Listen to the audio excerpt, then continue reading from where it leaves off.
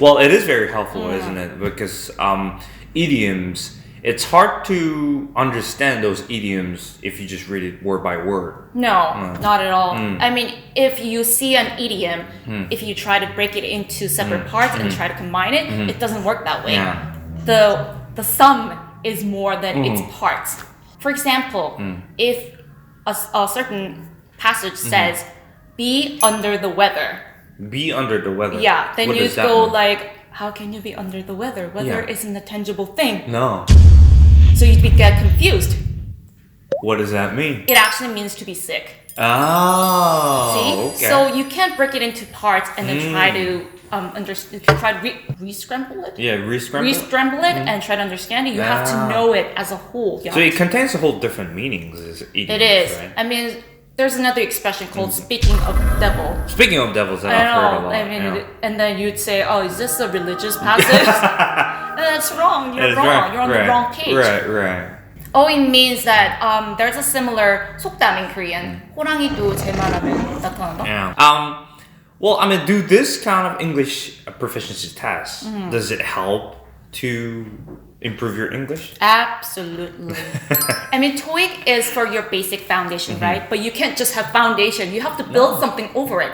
You have to build the structure and you have to embellish it with the parts decorations. True. And TEPS and TOEFL will help you do that so that you can move on to society and use English. So, since you talk about this, using your English in society and applying it to your actual life and real life, then let's talk about your previous experience. Because you worked as a PM in a foreign company that speaks English, right? What's PM? Well, PM in short, abbreviated form for project manager. Project manager. So as the name gives, the manager, like the me. manager, Okay, I see. You manage like kids and schedules, whereas I manage projects. I see. How was it like that? Well, I've worked in that company for 4 years, and it involves a lot of work. There isn't a clear boundary, but basically what I need to do is there's a certain deadline for a project, a product. So there's a launch date and there's an initial design date. So I have to fit everything inside and try to adjust the schedule so these deadlines can be met. While working in that company, I bet you've used a lot of those English that you've learned. Absolutely, right? yes. So I guess this is the part where the speaking and writing comes in. And idiom comes in. Idiom comes in too, right? Yes, definitely. Which area have you used those idioms in? Well, mostly it's for English presentation on projects and for emailing, which I did hundreds of times every day. That's pretty important, the email thing. Because email, because we don't use it that much, but when you start working in a society, then you get to send a lot of emails, right? And at the beginning, you do struggle a lot because business English and just general English, that what you learn from school, are two totally different concepts. Exactly. That's actually what I wanted to talk about. The business language and the English that you learn from English is a lot different, right? It is.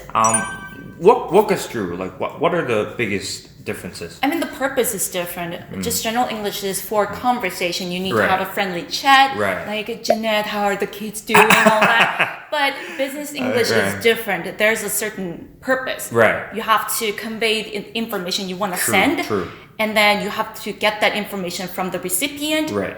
And you have to be very brief. It has to be intro, body, and conclusion. It has to cover everything. Right. It's much more formal. Yes. Isn't it? Right. It's like a communication, but very effective and efficient communication has to be. I'm pretty sure you're good at it because you're talking efficiently right now. Those experiences that you had and those tasks that you've taken. Yes. Have you found a way to incorporate those things into your classes? Actually, I did. Yeah? Well, because I have a few classes which involves elementary school kids up to middle school kids. So for younger elementary school kids, such as phonics classes, they don't really need to know about idioms. They just need to learn how to read alphabets and then make words. So it's a start.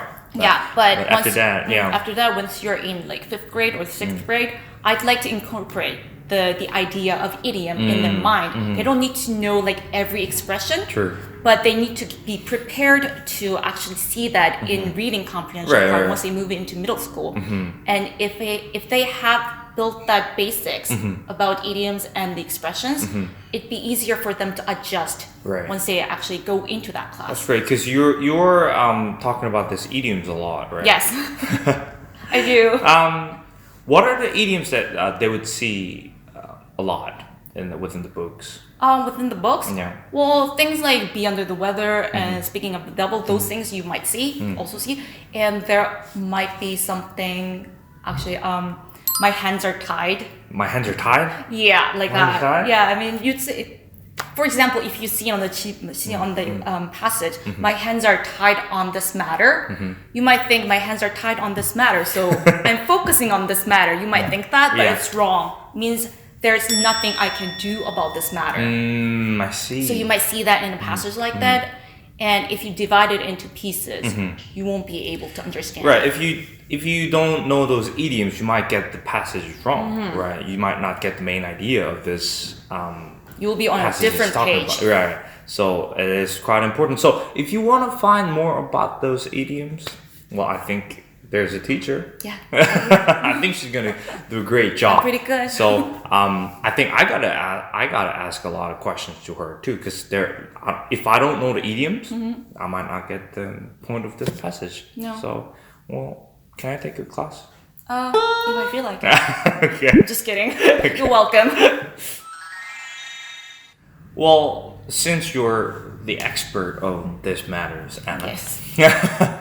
Are you I'm satisfied? a little cringy, but But yeah, because I don't really know much about this test. Right. What kind of tests are out there? well, 5 most popular ones are TOEIC, PEPS, TOEFL, IELTS, and GRE are probably the ones that you guys might have heard about. I've heard about it, but I don't know what kind of tests they are. So can you explain us a little? I'll be very brief. Okay. So TOEIC is for mostly for local company entrance. A little more business English. Yes, business English. It's a prerequisite for applying for local companies in Korea. Right. Most of the companies ask for your TOEIC score. They do. But for TEPS and TOEFL, it's for 과학고, 영재고, 외고, and 국제고, the things that you guys need to be concerned more about.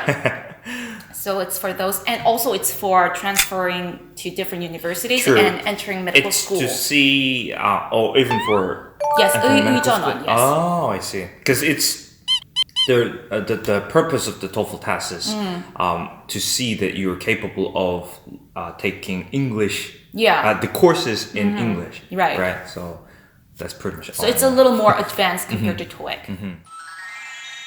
So then, I bet the students and parents are watching this. Do you have any suggestions?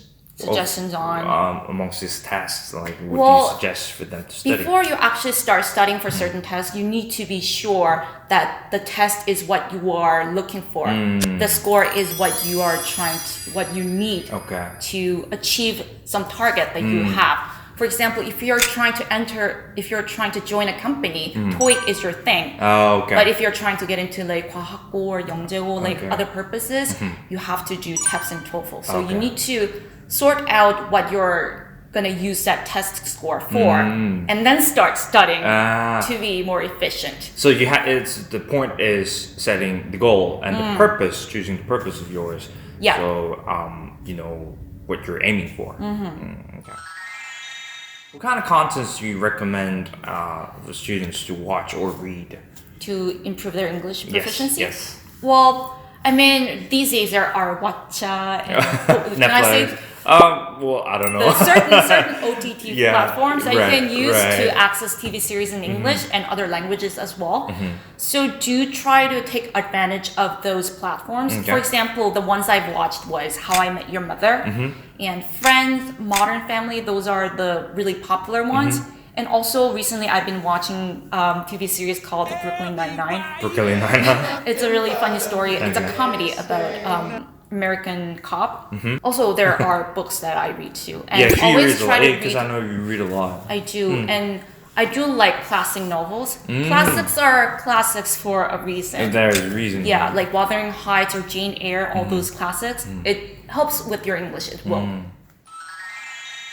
Well, thank you for coming today. Well, thank you for having me. I asked a lot of questions today.